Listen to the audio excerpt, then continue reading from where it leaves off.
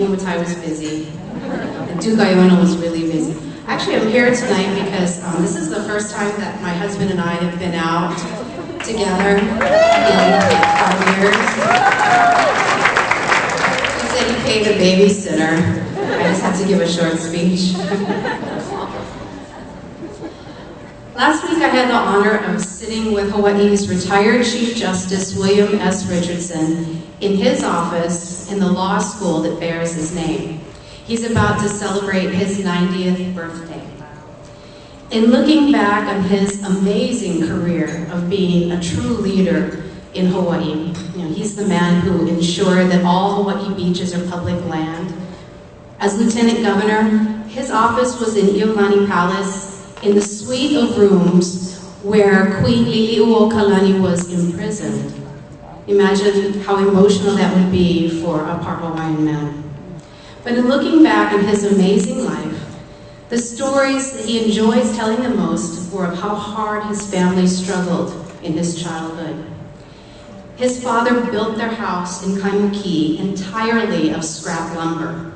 His mother took the buttons off other people's cast-off clothing to make clothes for him and his siblings. To pay for college, he drove an old lady around town in her car, and he would wait his school books while she visited her friends. To pay for law school, his parents rented out his bedroom. These are the things that Chief Justice Richardson likes to tell you to sum up who he is. They aren't the sort of things that necessarily feel good while they're happening, but when you look back years later, hard work and sacrifice during the difficult times tell you who you are at the core.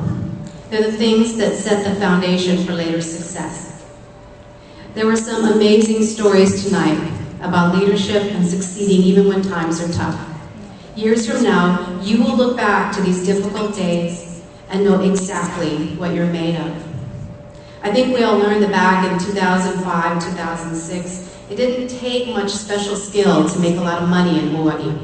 When times were good, some took the money and ran. Some took the money and crashed. And some took the money and invested it right back into their communities, their businesses, and their employees. They didn't just assume the profits would always be there.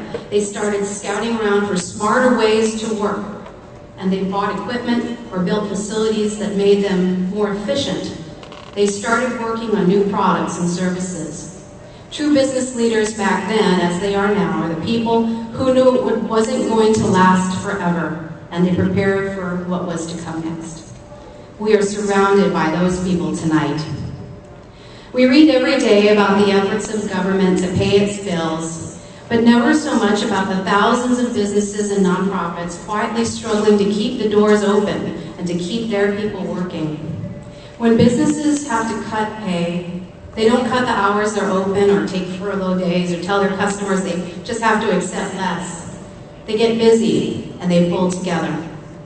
And on a lot of Fridays, you see their kids doing homework in a conference room or drawing pictures at mommy's desk or going on sales calls with daddy. The business leaders here tonight are always looking ahead.